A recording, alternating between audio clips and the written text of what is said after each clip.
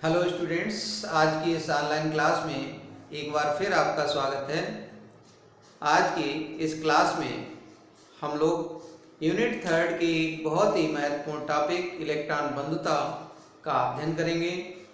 Electron बंधुता को English में कहते हैं इलेक्ट्रॉन एफिनिटी। तो इसकी डेफिनीशन समझ लीजिए। इसकी डेफिनीशन इस प्रकार है। गैसीय अवस्था में किसी तत्व के एक विलगित परमाणु के द्वारा एक अतिरिक्त इलेक्ट्रॉन ग्रहण करने पर जितनी ऊर्जा उत्सर्जित होती है या जितनी ऊर्जा निकलती है, ऊर्जा की वह मात्रा उस तत्व की इलेक्ट्रॉन बंधुता कहलाती है। इसे हम इस रिएक्शन द्वारा समझ सकते हैं। कोई तत्व है एक, जिसका परमाणु यहाँ एक लिख लिया है और एक इलेक्ट्रॉन इसमें जब जोड़ा जाता है तो A माइनस बनता है, यानी A ऋणात्मक आयन बनता है या ऋणायन बनता है और ऊर्जा निकलती है। ये ऊर्जा इलेक्ट्रॉन बंधुता या इलेक्ट्रॉन एफिनिटी कहलाती है। अब इलेक्ट्रॉन एफिनिटी के वर्गों और आवर्तों में क्रमिक परिवर्तन को एक बार फिर समझ लीजिए, क्योंकि इसके वर्गों और आवर्तों में क्रमिक परिवर्तन को समझना अति आवश्यक है। ये एग्जाम में बहुत पूछा जाता है। तो वर्गों में इलेक्ट्रॉन बंधुता के क्रमिक परिवर्तन को समझ लीजिए। वर्गों में इलेक्ट्रॉन बंधुता का क्रमिक परिवर्तन।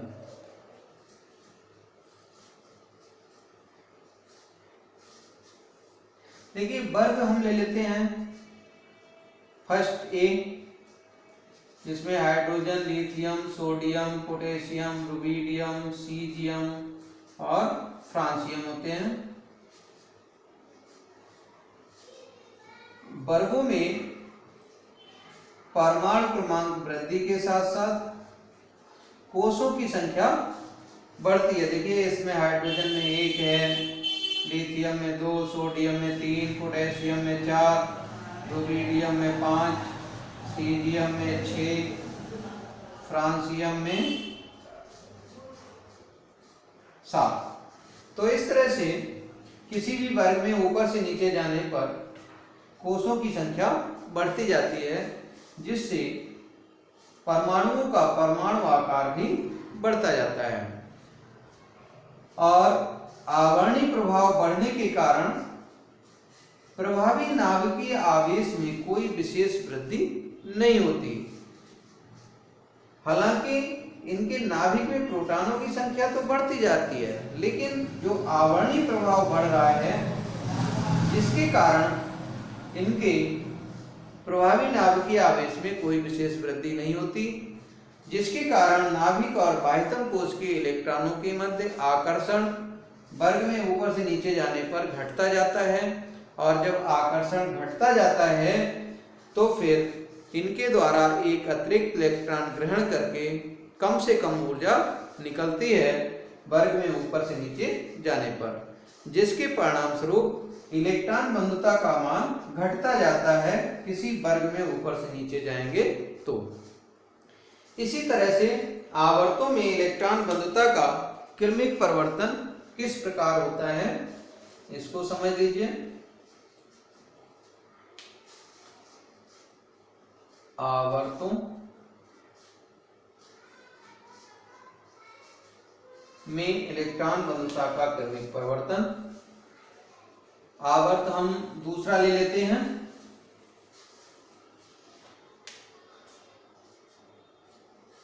Li Be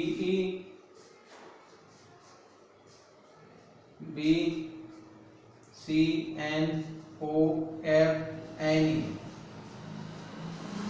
दूसरे आवर्त में ये तत्व हैं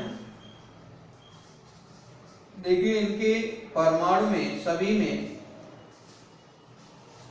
2 सेल हैं, क्योंकि जो आवर्त संख्या होगी उतनी ही सेल पूरे आवर्त के परमाणुओं में रहेंगी। तो परमाणु क्रमांक 3 से 10 तक है, 4, 5, 6, 7, 8, 9 और 10। तो इस तरह से परमाणु किसी भी आवर्त में बाएं से दाएं जाने पर परमाणु क्रमांक वृद्धि के साथ साथ कोषों की संख्या समान रहती है। नाभिक में प्रोटॉनों की संख्या बढ़ने के कारण प्रभावी नाभिकीय आवेश बढ़ता जाता है, जिसके कारण नाभिक और बाह्यतम कोष के इलेक्ट्रॉन के मध्य आकर्षण बढ़ता जाता है और परिणाम स्वरूप परमाणुओं की एक अतिरिक्त इलेक्ट्रॉन ग्रहण करके अधिक से अधिक ऊर्जा उत्सर्जित करने की क्षमता बढ़ती जाती है। क्योंकि यही ऊर्जा क्या होती है? इलेक्ट्रॉन घनता कहलाती है। इसलिए हम कह सकते हैं कि किसी भी आवर्त में बाएं से दाएं जाने पर परमाणुओं की इलेक्ट्रॉन घनता बढ़ती जाती है। अब देखिए किसी भी आवर्त में लास्ट में अक्रिय गैस है, तो अक्रिय गैस का इलेक्ट्रॉनिक विन्यास स्थायी होता है। ये अतिरिक्त इलेक्ट्रॉन ग्रहण नहीं करते, जिसके कारण अक्रिय गैसों की इलेक्ट्रॉन घनता शून्य होती है और किसी भी आवर्त में 7th वर्ग के तत्वों की इलेक्ट्रॉन घनता सर्वाधिक होती है। इसमें भी पूरी आवर्त सारणी में क्लोरीन की इलेक्ट्रॉन घनता सर्वाधिक होती है। तो इस तरह से इस ऑनलाइन क्लास में आप सभी ने इलेक्ट्रॉन घनता और इसके वर्गों एवं आवर्तों में क्रमिक परिवर्तन को समझा। उम्मीद है बहुत अच्छा समझ में आया होगा। वीडियो को बार बार देख करके और इसे अच्छी तरह से समझ सकते हैं।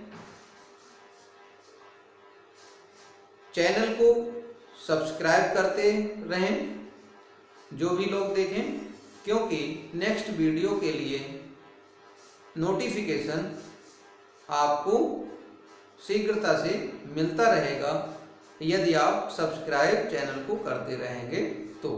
That's all.